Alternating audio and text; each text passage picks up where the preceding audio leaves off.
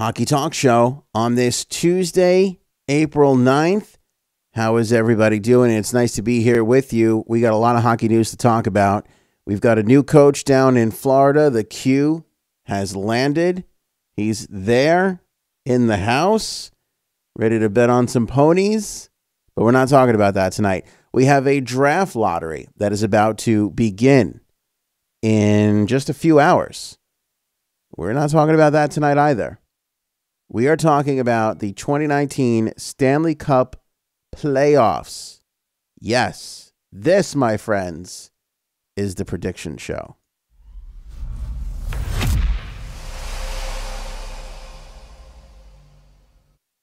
And it is so nice to have you in here. Welcome into the Hockey Talk Show 2019 Stanley Cup Playoff Prediction Show. We are going to be laying out for you who we think is going to win the Stanley Cup Championship for this off season. I am so excited about this year. First and foremost, go to the Facebook page for the Hockey Talk Show. You can get links at hockeytalkshow.com. We have put together a bracket challenge league this year. That's right. We are going to be filling out our bracket live on the air with you right now. Let's bring it up here so you guys can see the bracket challenge. Boom. There's our bracket, not filled out yet. This is in the Hockey Talk Show Bracket League. Okay, there is links and information up here on the Hockey Talk Show Facebook page. Okay, the link is right there. Like I said, go to hockeytalkshow.com. If you're listening to this on the podcast, on the replay there podcast, or you're watching this replay-wise, you still have time. I think you have until puck drops, which is 7:30, I believe, tomorrow night. I think that's the first game of the actual playoffs, so you got plenty of time. So fill out your bracket with us right now and make sure you get in on some of the fun that we're going to be having here in the Stanley Cup playoffs. We don't have a prize per se. I mean, you're in the it's the official. We're using the official NHL Stanley Cup playoff bracket challenge, but it'll be in our own little league, so it'll be fun. We can talk trash with one another and all that kind of great stuff. So I'm looking forward to that. So I hope we get a lot of people to join. I know we haven't been around lately for a ton of shows here, but hopefully you can share the love, share it with your friends, get it on the league, get a chance. If I can scrounge up a prize, I will, but this is not official. I'm not promising anything. Next year, I promise you, we will be a lot more organized on this one. But I'm happy that this year, at least, we thought enough to create the league ahead of time. So there you go. You can join up right now on the Facebook page for the Hockey Talk Show. We got our little Stanley Cup ready to go here. I am set. I'm really excited. A couple of thoughts right off the top. This is such a wide open field for the playoffs this year. I mean, I don't think I've ever been more excited and more unsure of who is going to win each and every single series. I've got some breakdowns that I've taken a look at, I've taken a glance at. I've read what some of the other people are saying about the finals this year. I'm taking it all into consideration. I'm thinking about everything. But I will honestly tell you, as I sit here, aside from maybe one or two matchups, I haven't picked any of these picks just yet. None of them. I have not made any of these picks. In my head, I'm not thinking, oh, definitely this one, definitely that. None of that stuff. I'm nowhere near that. So this is kind of exciting for me, too, because I'm kind of curious to see who I'm going to wind up picking. I do have some stats, and I do have some things to look at, and I will get into that. But again, it is wide open. So that's on the one hand. On the second hand, is there anybody on the planet Earth that can beat the Toronto Maple Leafs? I mean, the Tampa Bay Lightning. A lot of people can beat the Toronto Maple Leafs, most notably Boston. But is there anybody that can beat the Tampa Bay Lightning? I don't know, and I'll have to go back in recent view and see and take a look at this here. But I don't know if we've ever had a year where it's more like, I don't know who's going to win this series. I don't know who's going to win that series. I don't know who's going to make it to the West. And at the same time, be like, the Tampa Bay Lightning are winning the Stanley Cup. I don't know if anybody comes even close to beating them. It's just it's a bizarre year in that dichotomy of like, who's going to win this series? Who's going to make it to the second round? Can anybody beat the Tampa Bay Lightning? No. So not to ruin this prediction show here as we go across and fill out this bracket that you see on your screen, but the Tampa Bay Lightning are going to be in this middle spot right here as the winners. I mean, there's just no two ways about it. Just look at this team. They're built insanely well, start to finish. They're completely stacked. Nobody even comes close to beating them. Ever. I'm laughing hysterically at the people that are like, well, look how great Bobrovsky is playing. I think Columbus has a chance at beating the Tampa. Are you kidding me? Are you kidding me? They don't have a chance in hell. I think they have a chance to make the series interesting. I think Bobrovsky can steal a couple of games for them. But did you forget who's on the other side? Did you forget that the best or one of the best goaltenders in the game behind one of the best defenses in the game is on the other side of that rink? I mean, come on. Give me a break. Give me a break. Danny on Facebook, prediction, Tampa Bay over Calgary in the finals. I like that one. Joan, the Blues beat Tampa twice this year. Now that's interesting to me. The St. Louis Blues, one of the far more interesting teams in the league this year. You take a look at where the St. Louis Blues started under the tutelage of Mike Yeo. They fire him. They bring in Craig Berube, unproven. He brings up Binnington, right? Brings up Jordan Binnington. Doesn't play him. Keeps him on the bench. Sends him back down. Brings him back up. Still on the bench. Then puts him in. And what does Jordan Binnington do but put up the absolute best goals against average in the league this year? 1.89, 1.69. I think it was 1.89. The guy has got a 1.89 goals against average. I mean, that's insanely good. For all of my friends that are picking the Winnipeg Jets in a walk-off, again, I go back and I look at this team and I go, I don't know. St. Louis is playing really well. And put it together with the Carolina Hurricanes, you look at hot teams going into the playoffs. Do we have hotter teams than the St. Louis Blues in the west side and the Carolina Hurricanes on the east? And that makes Carolina scary to me, and that makes St. Louis hella scary. And I don't say hella anything all that often, because look at me. I'm a 35-year-old father of two. I shouldn't be saying hella anything. What do I have, a video dropping next week? Teddy on Facebook, Bruins for the win. Get some of the comments in here. Let's go over to YouTube. If you guys are commenting along, make sure you're hitting the thumbs up, hitting that like button, hitting that share button. Spread this show around. Let people know. We don't want to leave people with just NHL Network coverage. Oh my God, that would be horrific. If your only insight into the world of hockey is the NHL Network, you have to save those friends with the Hockey Talk Show. This is where we make real bold predictions that actually come to fruition. Don't believe me? Go check the track record. All our shows are online. We were never wrong. All right, we were wrong a couple things, but we were rarely wrong. Let's see here. Wold Wolf, let's go Canes. If you're a fan of the Carolina Hurricanes, is there a more exciting franchise right now in the league than the Carolina Hurricanes? I don't think so. I don't think so. And I'm not trying to take away from the turnaround that the New York Islanders had, because they've had one hell of a turnaround. And for a team that nobody expected to make the playoffs, they finished second in the Metropolitan Division, fifth overall in the league. They're spectacular. But that being said, if you take a look at all those preseason predictions, one of the few teams that were actually lower than the New York Islanders were the Carolina Hurricanes. Nobody picked them to finish in the playoffs. And yeah, they didn't finish as high as the Islanders. They're in a wild card spot. Islanders are in the 2 spot.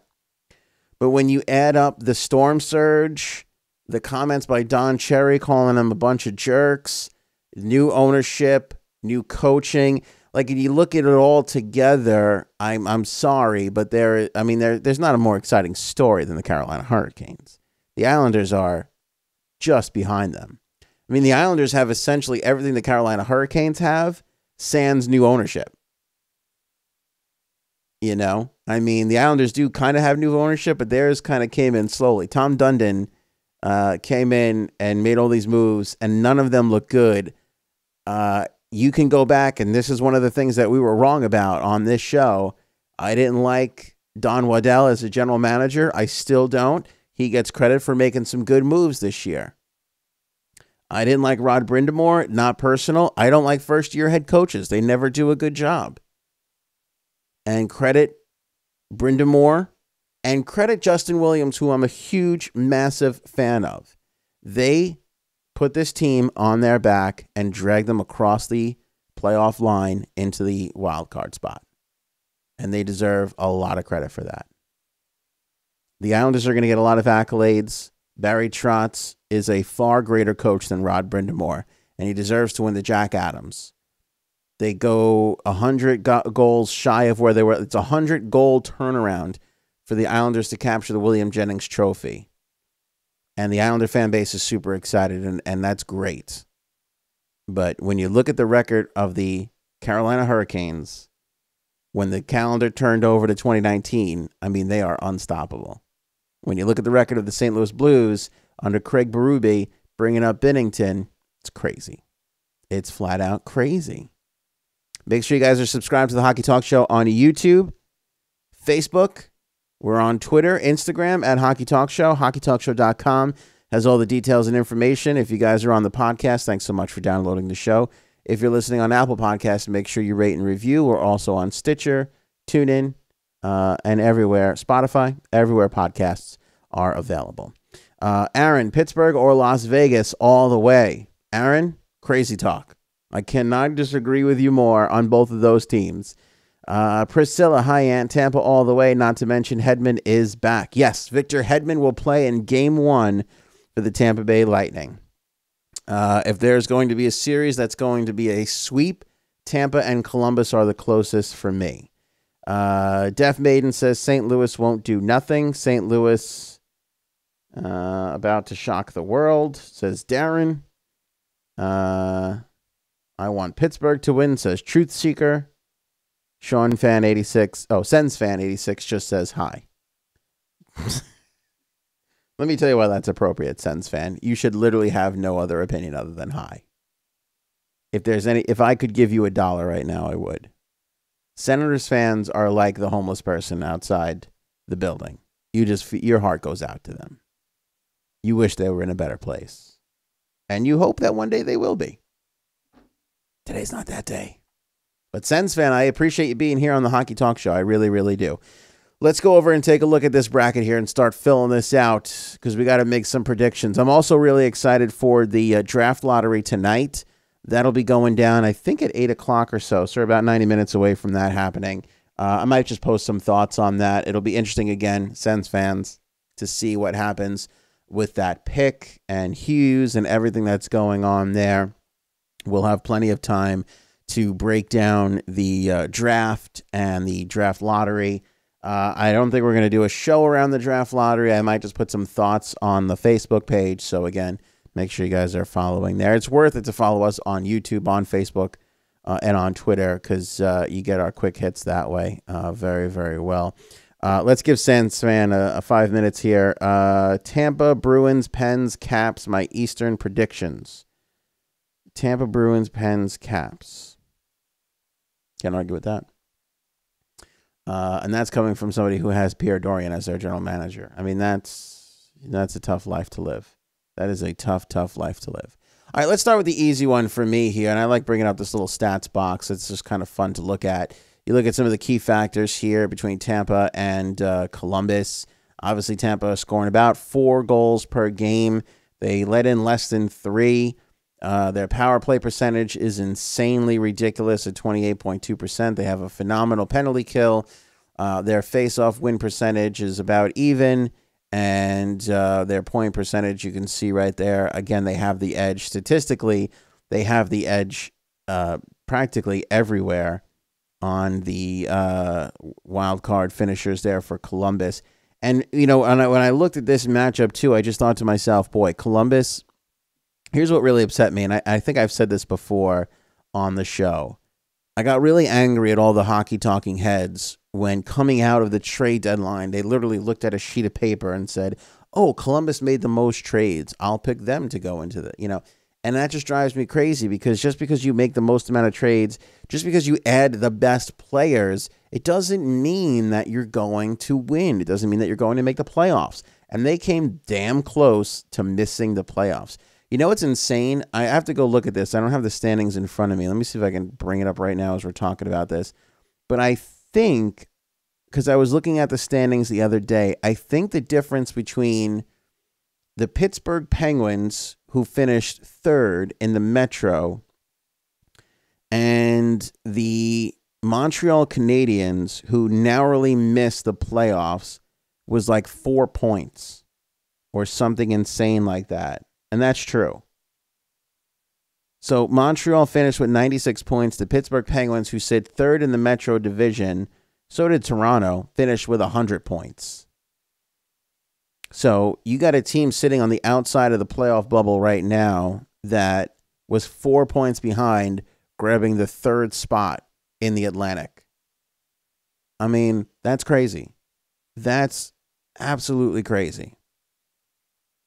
And Columbus just finished with 2 points ahead of them. I mean, it was close. It was really, really close. Again, just because you made the most trades, just because you brought in a big 30-goal scorer, doesn't mean you're going to win. And it drove me crazy that every analyst, and by the way, there are too many hockey analysts, there are too many former players that are out there that don't really actually look at numbers, break down statistics, analyze things that they're supposed to. They just go, oh, they made the most trades and it's trade deadline day and it's good for ratings for more trades. So, yeah, Columbus will win. I hate that. Doesn't mean that you're going to win. And some of them are doubling down and sticking with that, going, well, they can beat Tampa. What? Are you insane? You've got to be insane. I didn't like what Columbus did. I felt like what's his name was on tilt a little bit. He's kind of, he's pushing. He kind of dipped his toe in the water, saw that he could make some of these moves, and then he kind of went all in on crazy, and it just kind of spiraled out of control on Jarmo Kekalainen. I didn't like any of the moves, and I think it's pretty apparent that both Bobrovsky and Panarin are going to walk away, and there's no guarantee that you can keep any of the guys that you went out and got in the trade deadline. Columbus could be looking at a real, real tough position. And you add on top of that what happened with the Rangers at the end of the season. It was announced that Glenn Sather was going to be moving on from his role. And now you have a position where you have a president's job open. And you got JD over there in Columbus. Like, this is the perfect time for John Davidson to move over and come back to the New York Rangers. If you guys are unfamiliar, John Davidson was the play-by-play analyst for the Rangers for years. Very smart guy, besides being a great player. Went to St. Louis, helped turn that franchise around. Went to Columbus, helped put that franchise up on top. And now, if you're JD and you're staring at the Columbus Blue Jackets, who are teetering on the brink of disaster in this offseason, especially if they get swept in the first round, but probably if they lose in the first round, that Ranger job is looking better and better, even though you have to deal with James Dolan, which is not a good thing to do. It's not a fun thing to deal with. So I think JD makes the move. I think he leaves Columbus along with Panarin and Bobrovsky, and it doesn't matter because the Tampa Bay Lightning will be moving on to the next round. When it comes to Boston and Toronto, to go along with the Islanders and Pittsburgh in the East, here's one of these series that is so damn close. Back to my point of Montreal is out, Toronto, Pittsburgh are in. 4 points is the difference between the two. When you look at a lot of these matchups, they are so damn close. And if you look at the statistical breakdown that you have on the screen here for you guys, if you're listening on the podcast, you can go watch this on Facebook or YouTube. You'll see how damn close this really is. Toronto obviously scores a little bit more per game, but Boston is nothing to sneeze at. They're both around 3. Boston is just over 3 goals per game. Toronto scores 3.5. Boston lets in less amount of goals, around 2.5. Toronto, 3. Obviously, the Boston defense is way better. Way better. You look at power play and penalty kill. They're both around the same power play wise. Believe it or not, even though Toronto sits there with a power play of John Tavares, Austin Matthews, Mitch Marner, William Nylander. I forget who was even else on that power play. Kadri on occasion? Do they play Kadri there or do they play Morgan Riley there? I think they play Morgan Riley there on the point. I mean, preseason, I looked at that and I go, how do you stop that power play? Especially the first 10, 15 games of the season. You watch Toronto, the power play was insane. It was ridiculous. It was ridiculous. It was almost embarrassing. And here you are at the end of the year, and Boston has a better power play than that. On paper, Toronto should be better. And they can definitely be scary at times. But when you look at this, look at it. Statistically, it's only 4 points, but Boston has the better power play. Penalty kill is almost identical, but the edge goes to Toronto. Face-off wins, everybody's going to be around this 50% mark. Point percentages, you give the edge there a little bit to the Boston Bruins. So the Boston Bruins overall have the slight statistical advantage. But again, I look back at this team and everybody who on July 1st, this drove me crazy. Toronto got Tavares. That's it. It's over. Stanley Cup. They were literally handing the Toronto Maple Leafs the Stanley Cup the day that they signed John Tavares. And I looked at it, and you can go back to the show. It's online, clear as day. I said, I don't see it, and I think this is a mistake. And I stand by that today. I stand by that today. Because statistically, you let James Van Riemsdyk go, and you brought in John Tavares. You let almost the same amount of goals walk out the door that walked into the door. Now, Tavares finished better. He had a great season offensively. Had a great season. And from an overall player standpoint, if I had to choose between Tavares and Van Riemsdyk, give me Tavares every day of the week, twice on Sunday. But stats don't lie.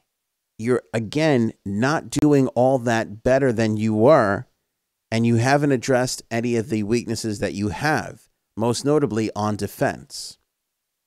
So I never really loved that move from that standpoint. If they keep Van Riemsdyk and add John Tavares, insanely scary. But they didn't need to. They had Kapanen, and they have all these other guys in Toronto that are coming, that are rising to the top. But that money, for me, that $11 million you gave to Tavares would have been better spent locking up Marner, Matthews, and Nylander and going out and getting a defenseman or having the funds to acquire a defenseman than giving that money to John Tavares. I just wouldn't have done that. And now we're in a situation where we're heading into the playoffs and Mitch Marner still, where is he contract-wise? Where does he fall into all this? Nylander, with the holdout, never really panned out this year, and now you're paying him all that money. I think Nylander will be okay. It's hard to sign that contract and have a great year. But they just never addressed the issues. And if you look at this team and the playoff series that they played last year, Boston beat them in front of the net. And Boston has this great ability to adjust in the middle of their game where if they're not pestering you with Marchand and Bergeron and causing that traffic in front of the net, if that's not working for them, then what do? They pop out into the slot and top of the circle, and they have deadly aim there with Pasternak and everybody else. I just don't think that the Toronto Maple Leafs have what it takes to make this happen. Now, again, Tavares over Van Riemsdyk, Tavares could will you a game or two. He really can. I've watched the guy for years. He can win you a game or two on his own.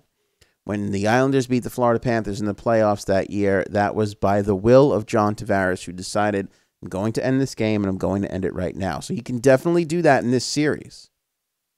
But if Rask plays good, he can outdo Anderson. Anderson has to save the day here. And by the way, Garrett Sparks is a head case. There's no plan B for the Toronto Maple Leafs. Letting Curtis McElhinney go was one of the biggest mistakes that what's-his-name has made so far in Toronto. The young kid there. It was a stupid mistake. He chose Garrett Sparks. He chose the kid he knew from the Marlies, and he should have never let Curtis McElhinney go. That was an error. That was a huge, huge error by Kyle Dubas. So, again, I know this has sort of become the popular thing, and I hate going with the popular things, but I got to go with my gut instinct and what's right, which is right, and that is that the Boston Bruins will go ahead and beat the Toronto Maple Leafs. I think it'll be 7 games, maybe 6 games, whatever it winds up being. I think Tavares will steal the show on an occasion. Freddie Anderson is going to steal a lot of games for them. That's absolutely going to happen. Boston has to stay out of the box, and they have to run their variable game of let's cause confusion and crash the front of the net. If it's not there after a little while, let's back off and shoot from the top of the circles. That's what they're good at. Carolina and the Capitals. This one is so tough to pick because, again, you have a team that is so hot in the Washington Capitals. They're so lightning on fire. If you look at the statistical advantage here, it's Caps all the way. They score more goals. Actually, they let in more goals. Again, McElhinney down there in Carolina doing a great job. I like the goalie tandem down with the Carolina Hurricanes. I thought they've done a good year. Plus 22 goal differential-wise. You know, they've had a nice year in net for the Carolina Hurricanes. I really, when you look at where they were going to be and where a lot of people picked them to be at the beginning of the season and now where they wound up being, I mean, it's phenomenal. And Mrazek and McElhinney, and, you know, Mrazek was kind of pushed out of Detroit, and he was given up on. And you look at their goals against average, and 2.39 for Mrazek, 2.58 for McElhinney. I mean, they split time. Again, behind Grice and Leonard, this is the most dangerous goaltending combination that's out there. You know, as far as teams that are actually going to split goalies in the playoffs, which is such a rarity, you know, these guys are second best behind the Islanders. And they're super hot. You know, they're super hot. Statistically here, obviously the advantage is going to go to the Capitals. But I'm going to go ahead and pick the Capitals because the story for Carolina is getting in. It's the turnaround. They've done it. They've accomplished it. And even though I love Justin Williams and he is one of the greatest playoff performers ever, he is so underrated. Every year, if I was a general manager in the National Hockey League, I would try and have Justin Williams on my team at the trade deadline. He's like Mike Sillinger, only he performs in the playoffs. He's just phenomenal come the end of the year. He's been great all year for the Hurricanes. I really, really love the Canes. It breaks my heart to pick the Caps, but the Washington Capitals quietly have stayed atop the standings all year long. They've withstood the barrage of the New York Islanders and the Pittsburgh Penguins, both incredible teams. They've been able to withstand all of that and stay on top in the Metropolitan Division, and they've done it with very little fanfare and very little buzz. Ovi had another big, 50-something goal, 50 goals, or did he just get over 50? I don't even remember. But still, he hit that 50-goal mark again for Ovi, 104 points. Like, you can't snooze on the Caps. They're outstanding. They're outstanding. This one is going to be unpopular. Pittsburgh and the New York Islanders. A lot of you guys know I used to work for the Islanders. You know the show emanates from Long Island. I'm on the air doing radio here at an FM station on the island. So for me to pick the Islanders, everybody would be calling me a homer and not being honest. But take a look at the statistical edge in this series.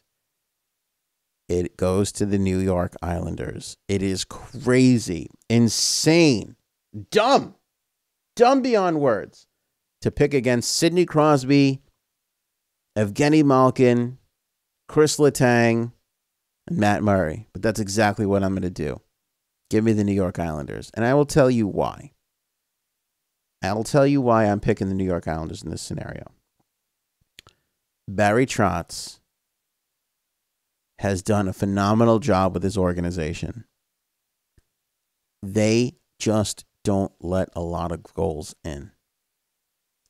Series-wise, in the season series, they split 2-2. It was damn close. This series is going to go 7.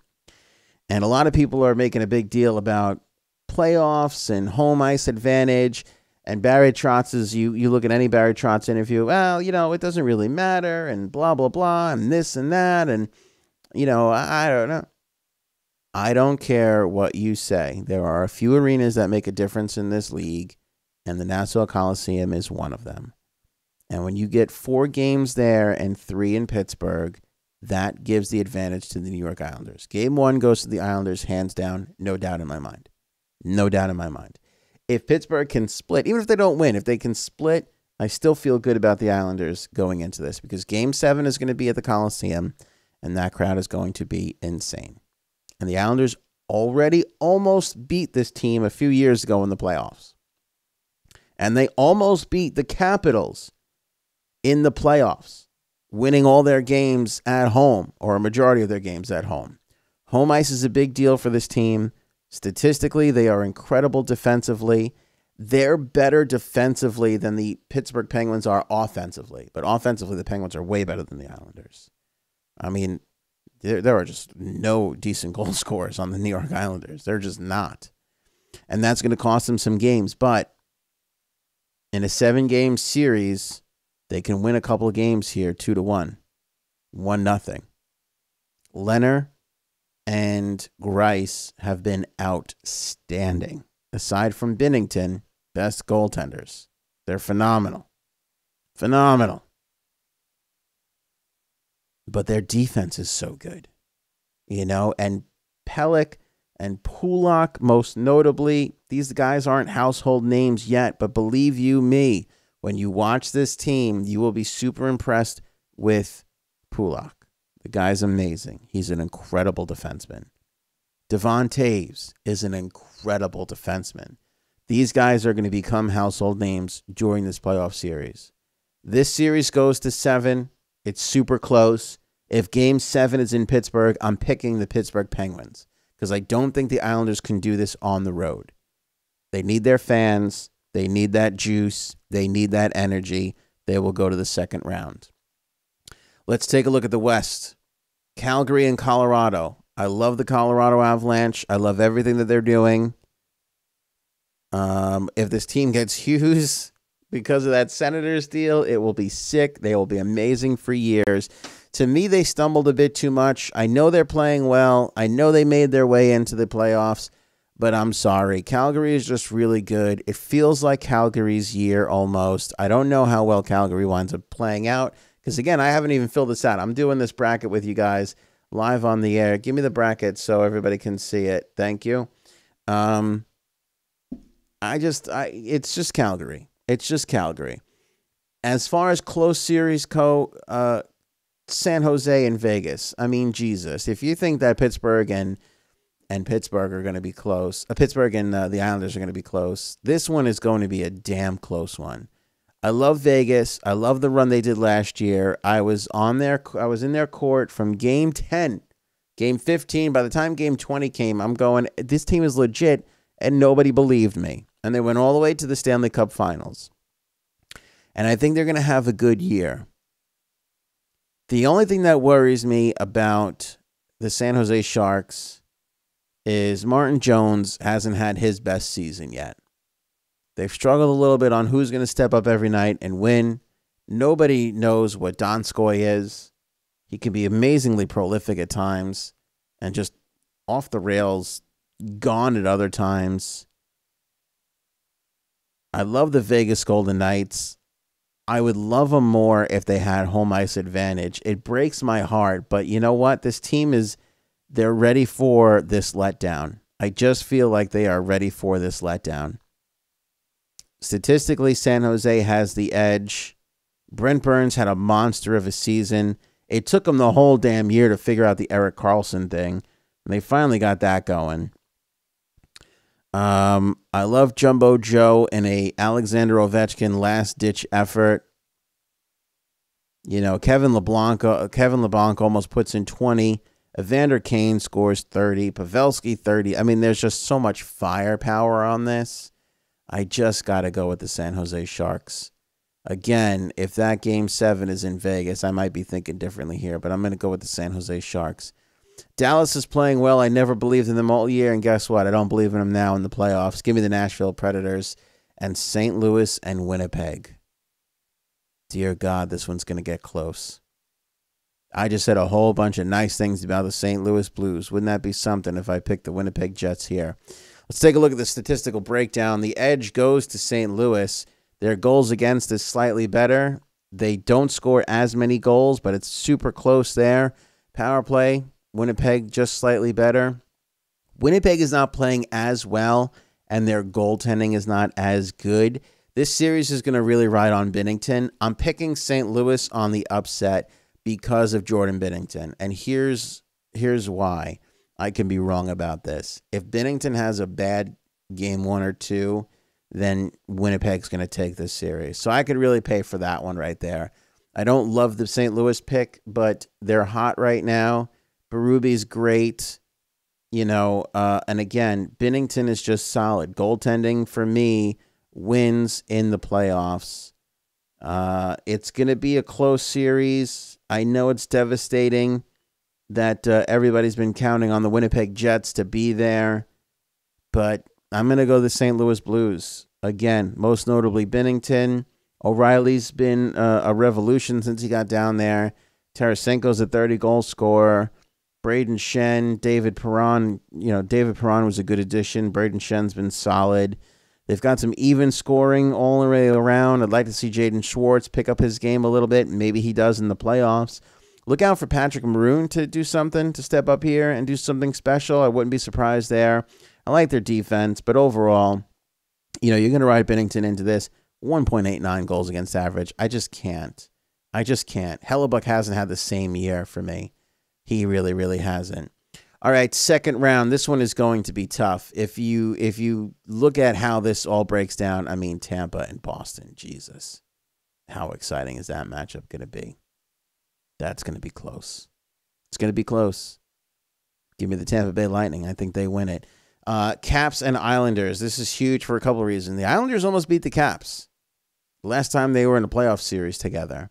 Now you've got Barry Trotz facing his old team. Washington has home ice advantage, so the Islanders lose that. And for that reason, I know it's close.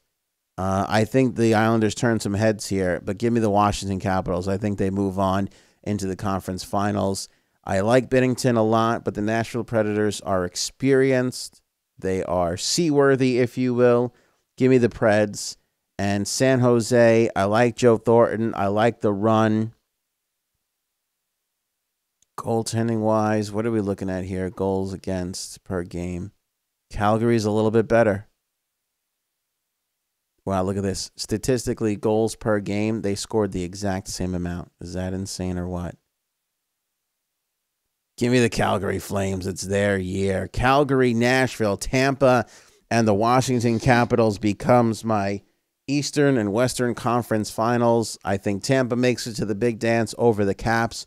Ovi has a great run after winning the Cup, but he just falls shy. There's just too much youth. There's too much depth. There's too much scoring. There's too much defense. There's too much great goaltending from the Tampa Bay Lightning. They make it. Give me Calgary over the Nashville Predators because Nashville's played far too much hockey over the last bunch of years. I could regret that one. I do love Nashville a lot. They're defensive first. Pecorine always seems to show up at the right times for me personally, even though a lot of people like to dump on them, but I like it.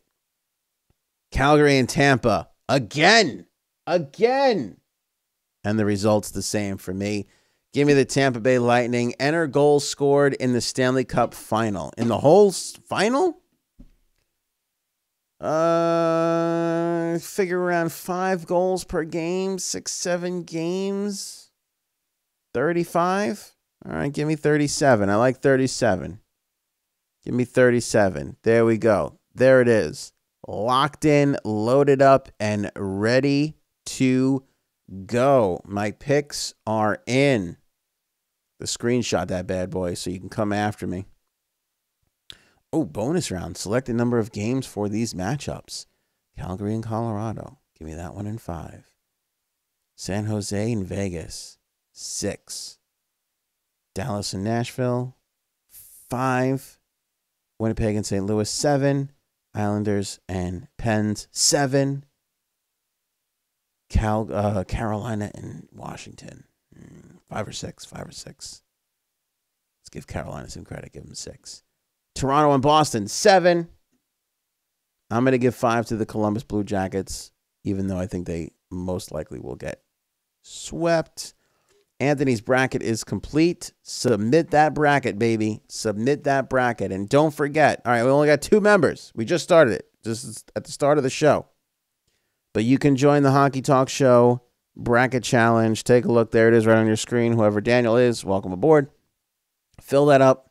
Join up. Invite some friends right there. There's the invite players thing right over there. Take a look at that. Invite some peeps into the league. We'll get a little thing going, and we'll have some competition, a little added spice for the Stanley Cup Playoffs 2019. Your winners, for me at least, is the Tampa Bay Lightning. Gary would love to see Calgary versus Dallas for the Cup. Well, I got bad news for you, Gary. That would never happen. Got to pick a team from the East. Conference finals, both West teams. Oh, Danny's correcting Gary. Gary says, sorry, Dallas Bolts. Oh, a little play-by-play action on Facebook comments. How exciting is this to end the show? Dave, don't trust Tampa. Take Islanders over Vegas. Dave, that would be my dream come true as an Islander fan, but I have to be realistic and put my analytical hat on here and know that the Islanders are not making it to the Stanley Cup Finals. I would love it if they did. I would love it if they did. Bright future, right? Bright future all the way. Totally get excited about it. Be happy with this year. It's been a great year. I just can't see them getting past the Washington Capitals in round 2. I mean, it's great to make these bold predictions as an Islander fan. I'd be like, yeah, I think we can make it. This might be our year. Hell yeah. But I don't know. Maybe they do beat the Caps. Maybe they do. But can they get past Tampa? No. No, they cannot. Again, when you look at the standings, there's Tampa and everybody else. And it's not even close. 4 points separating your third-place finishers in the Metro and Atlantic Division and the Montreal Canadiens, who missed the playoffs. Only 4 points. That's how tight everybody was going down the stretch. The Tampa Bay Lightning had 128 points. They were 32 points away. 32 points away from the Montreal Canadiens, who missed. Your third-place finishers were 4 points away.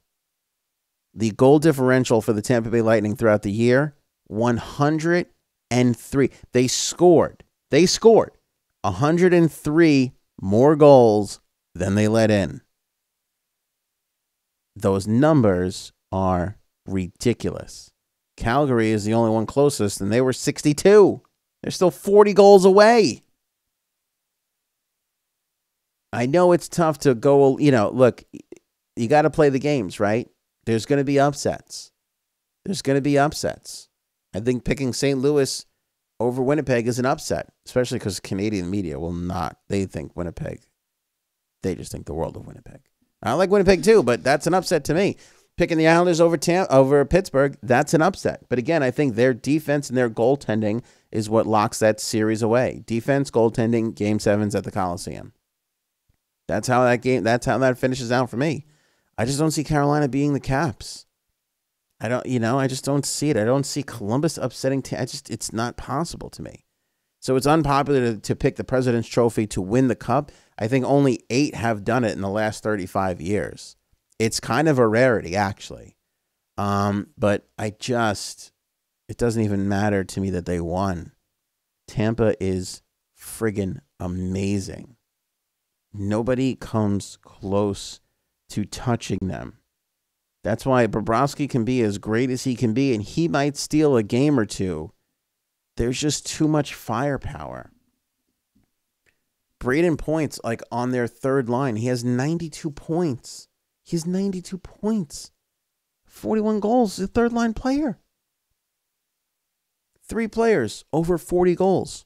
Stamkos, Braden Point, Nikita Kucherov. Nikita Kucherov, that game the other night, it was Tampa and Boston. Kucherov he just won it. They willed it back their way back in. They just won the game. It was like a lion who toys with like a little animal before he just brutally eats him. I mean, it was crazy. Tyler Johnson's got 29 goals. Alex Killorn, 18. Anthony Cirelli's got 19 goals. I mean, the depth is insane. Hedman's coming back. They have Anton Strawman. Dan Girardi's been adequate. Braden Coburn's been great. Sergachev. They have Ryan McDonough. Ryan McDonough is not even their best defenseman. I mean, it's nuts. Binnington is impressive with the 1.89, but Vasilevsky is a 2.40. It's nothing it's nothing to blink about. You know? That's my prediction. That is it.